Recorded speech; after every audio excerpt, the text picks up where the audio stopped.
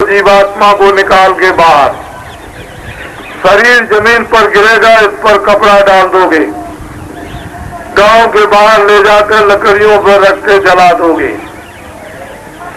ये मकान और जमीन और घर का सामान और आपके दोस्त मित्र बच्चे जिनको तुमने अपना बनाया था कि मेरे काम आएंगे, वो तो सब ये पड़े रहे।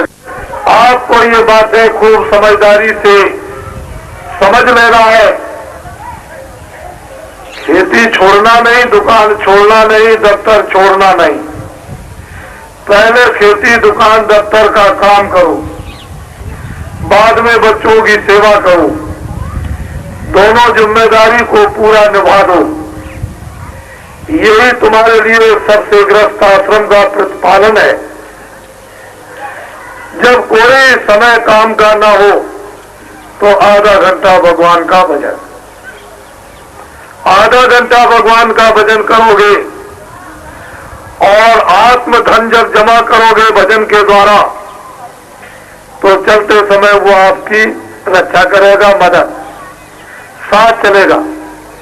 बाकी माया की छाया को जिसको आपने अपना बनाया, इनमें से कोई भी आपके साथ जाने वाला नहीं, ना आपकी कोई मदद करेगा। जिस तरह से तुम संबंध गांठ कर, संबंध बनाकर रिश्तेदार कहते हो मेरे रिश्तेदार हैं,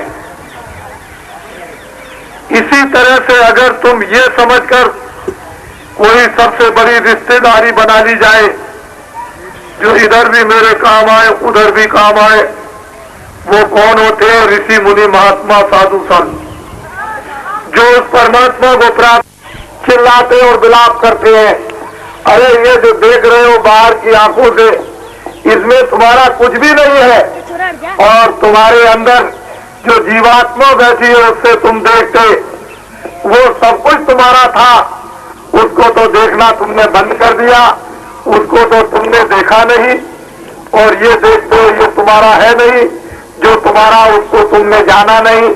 इसीलिए जरूरत पड़ती थी कि लाखों और करोड़ों रुपया खर्च करेंगे, दान पुण्य करेंगे, सेवा करेंगे, भाव भक्ति करेंगे, वो महात्मा मिल जाए जिन्होंने प्रभु को पाया है।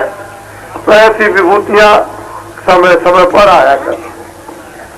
अब बड़े ध्यान जाएगा तो मुक्ति और मोक्ष तो सस्ते में मिल जाएगी, जो बहुत कठोर और असंभव है। दोनों काम बन जाएंगे, लोक भी बन जाएगा, परलोक भी। लेकिन आपने इन बातों को जब भुला दिया तो रामायण, गीता, भागवत, वेद, मंदिर, देवता, गंगा, जमुना, जल, पृथ्वी, अग्नि, वायु, आकाश, इन सब देवताओं को आपने छोड़ दिया। उन्होंने पूछा आप कौन हो? मैं तो अयोध्या का रहने वाला हूँ, यहाँ जंगल में कैसे आए?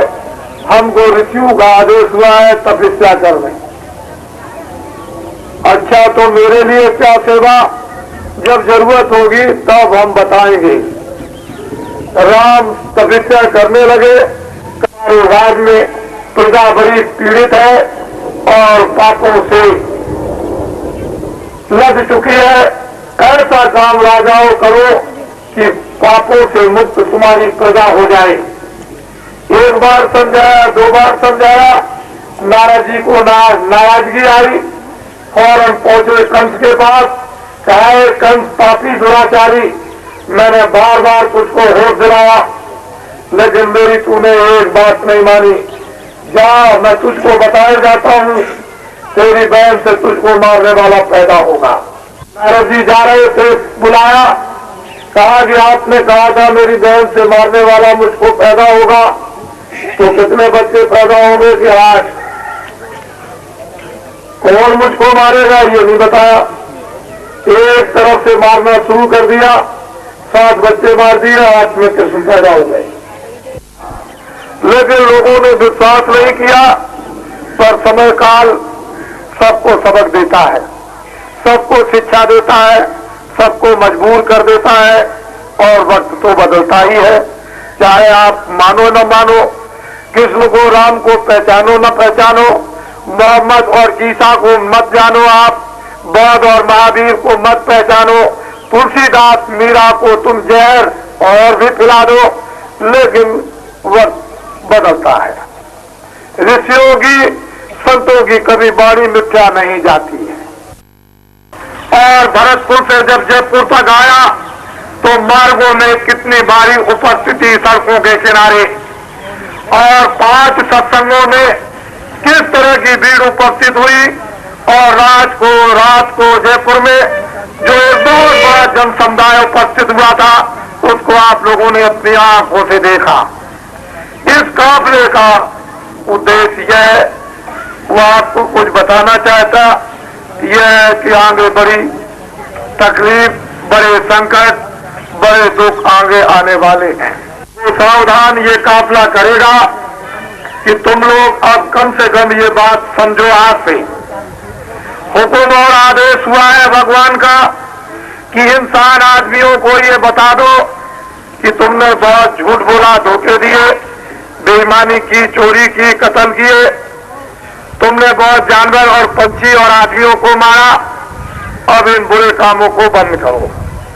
उसने हुक्म दिया है कि न रामायण में लिखा, न गीता में, न वो कुरान में, न बाइबल में हुक्म दिया है कि इनको बता दो कि शराब की बूंद का एक कतरा भी मत पीना।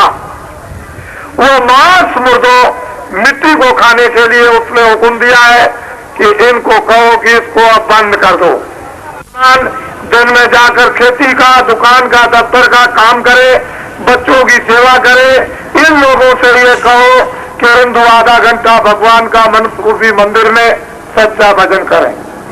मुसलमान इस जिस्मानी मस्जिद में सच्ची खुदा की इबादत करे, और ईसाई इसमें प्रार्थना करें।